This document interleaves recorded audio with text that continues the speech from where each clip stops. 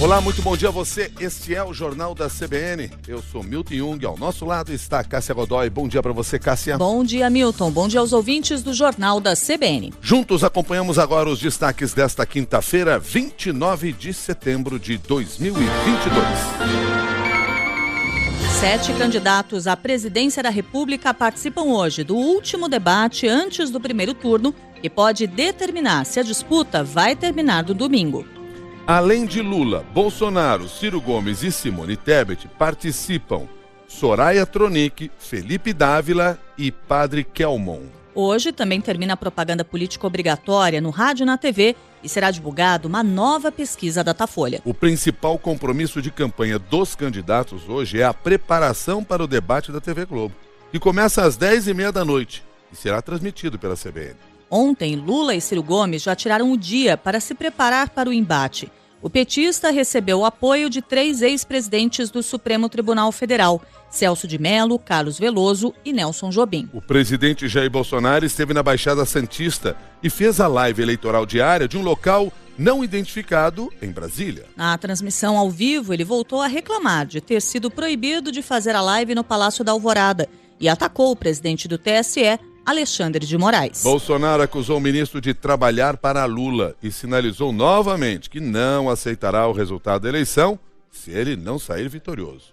Tudo Alexandre de Moraes, e não é de hoje, faz para quê? Me prejudicar e para ajudar o Lula. Só está faltando ele ter a coragem moral e no final da sentença, né, assinar lá Alexandre de Moraes, Lula livre. Só falta isso. Que eleição é essa? O que está acontecendo, o TSE? O que está acontecendo, Alexandre de Moraes? Se vocês arranjam maneiras de não se garantir a possibilidade de diminuirmos em muito a possibilidade de fraude, você tinha que estar preocupado com isso e deixar que acontecer para que o seu candidato, Alexandre de Moraes, chegasse. Temos umas eleições pela frente, que a gente pede a Deus que nada de anormal aconteça, porque nós queremos paz no Brasil. Agora são 6h06. O Tribunal Superior Eleitoral acusou o partido de Bolsonaro, o PL, de fabricar um relatório mentiroso e fraudulento para tumultuar a eleição. Há 4 dias do primeiro turno, o PL divulgou um documento sem assinatura, apenas carimbado pelo partido, em que faz ilações levantando suspeitas infundadas sobre o sistema eleitoral. No documento intitulado Resultados da Auditoria de Conformidade do PL no TSE, o partido de Bolsonaro afirma: somente um grupo restrito de servidores e colaboradores do TSE controla todo o código-fonte dos programas da urna eletrônica e dos sistemas eleitorais. Sem qualquer controle externo, isso cria nas mãos de alguns técnicos um poder absoluto de manipular resultados da eleição sem deixar qualquer rastro. 3 horas depois, o ministro Alexandre de Moraes afirmou que os idealizadores do documento serão incluídos como investigados no inquérito das fake news do STF e virarão alvos de processo administrativo no TSE. Em nota, o TSE diz que as conclusões do documento são falsas e mentirosas, sem nenhum amparo na realidade, reunindo informações fraudulentas e atentatórias ao Estado Democrático de Direito e ao Poder Judiciário, em especial à Justiça Eleitoral, em clara tentativa de embaraçar e tumultuar o curso natural do processo eleitoral. O ministro Alexandre de Moraes ainda determinou o envio do material à Corregedoria Geral da Justiça Eleitoral para que seja investigado eventual desvio de finalidade na utilização do dinheiro do fundo partidário pela legenda que abriga a família Bolsonaro. Pouco antes da divulgação do relatório do PL, o presidente da legenda, Valdemar Costa Neto, participou da visita guiada no TSE à sessão em que são totalizados os resultados da eleição. O local vem sendo apontado como sala secreta pelo presidente Jair Bolsonaro no discurso para desacreditar o sistema eleitoral brasileiro. Representantes dos outros 10 candidatos à presidência e várias organizações também participaram da visita, a convite do presidente do TSE, Alexandre de Moraes. No domingo, a sala de totalização do TSE será aberta às 4h30 da tarde. Os representantes dos partidos e de entidades do Brasil e do exterior, que estão credenciados, vão poder acompanhar a chegada dos votos de todo o país. O ministro Alexandre de Moraes reiterou que não existe sala secreta, como alardeia o presidente Jair Bolsonaro.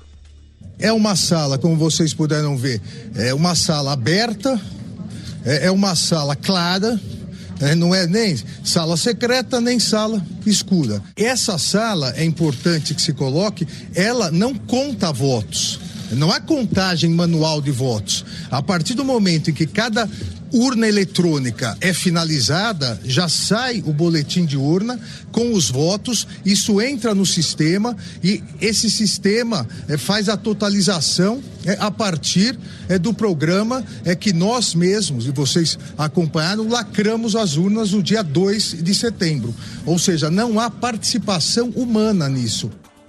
O advogado Renato Ribeiro, especialista em direito eleitoral, avaliou que o relatório do PL, que põe em dúvida a segurança das urnas, serve apenas para tumultuar o processo eleitoral.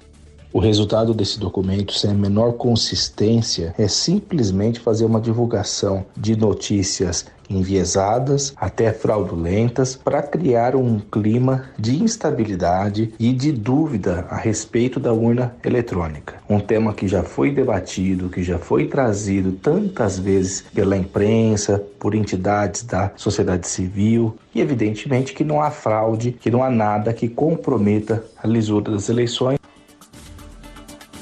Para o promotor de justiça eleitoral, Clever Vasconcelos, a auditoria do PL não tem efeito prático nenhum. O professor do IBMEC São Paulo lembrou que o Brasil adota voto eletrônico com recibo em papel em todas as urnas eletrônicas, o que permite uma dupla conferência. Olha, isso eu encaro como um discurso retórico e político, porque todo o processo que envolve apuração eletrônica, no que diz respeito à centralização dos dados, é criptografado. Não é nem ligado na internet. É uma rede própria, especializada, com absoluta segurança. Isso no que diz respeito ao envio e totalização. Todos os partidos políticos têm acesso a esses dados. Me estranha só um partido político fazer essas afirmações que são inverídicas. Não sei por que o partido político age dessa forma. É um partido político antigo, que nunca questionou o processo eleitoral eletrônico e só nesse ano vem fazê-lo. Eu encaro isso como um processo retórico político para ter influência diante da simpatia de alguns eleitores. 6h11 em Brasília. O TSE vai decidir hoje se os clubes de tiro precisam ficar fechados 3 dias antes e 3 dias após as eleições. A possibilidade tem sido debatida no TSE diante da crescente violência política durante a campanha. Na terça-feira, representantes das centrais sindicais reforçaram o pedido ao presidente da Corte, Alexandre de Moraes. A medida entraria em choque direto com o presidente Jair Bolsonaro e seus apoiadores, que defendem o direito das pessoas andarem armadas. Em agosto, o Tribunal Superior Eleitoral proibiu a circulação de pessoas portando armas nos locais de votação e em outras localidades eleitorais nas 48 horas que antecedem a eleição e nas 24 horas posteriores. A restrição vale para um perímetro de 100 metros. Durante a live eleitoral de ontem, o presidente Jair Bolsonaro usou uma notícia falsa para argumentar que poderia determinar que as Forças Armadas fechem sessões eleitorais no domingo. Segundo Bolsonaro, isso seria possível caso eleitores sejam proibidos de entrar nas sessões com camisas verde e amarelas, hipótese que nunca foi cogitada. 6h13. O ministro da Economia, Paulo Guedes, classificou de fake news a informação de que 33 milhões de pessoas passam fome no Brasil. Em entrevista à Rádio Jovem Pan, Guedes afirmou que o discurso sobre a insegurança alimentar é uma narrativa política, porque o auxílio emergencial já resolveu o problema. Eu disse que isso é fake news, eu não desrespeito ninguém, mas eu não posso acreditar nisso porque eu achei 38 milhões de invisíveis, digitalizamos todo mundo e estamos dando dinheiro para todo mundo. Então faz o seguinte, um desses 33 milhões, procura a gente. Dos 33 milhões, se aparecer uns 3, 4, já vai ser bem recebido. A gente vai dar o auxílio para eles todos. Então esses fake news ou é narrativa política ou é trabalho mal feito mesmo. Se tivesse 33 milhões de pessoas passando fome, você estava na pandemia, que tinha 38 milhões de pessoas lá passando fome e nós criamos o auxílio. É completamente despropositado o número. Você está acompanhando os destaques desta quinta-feira do Jornal da CBN. A Mega Sena acumulou de novo e pode pagar um prêmio de R$300 milhões no sábado, para quem acertar as 6 dezenas. O valor é o maior da história da Mega em concursos regulares. As apostas poderão ser feitas até às 7 da noite de sábado nas casas lotéricas ou pela internet. O palpite mínimo custa R$ 4,50. Estes são alguns dos destaques de hoje do Jornal da CBN. Daqui para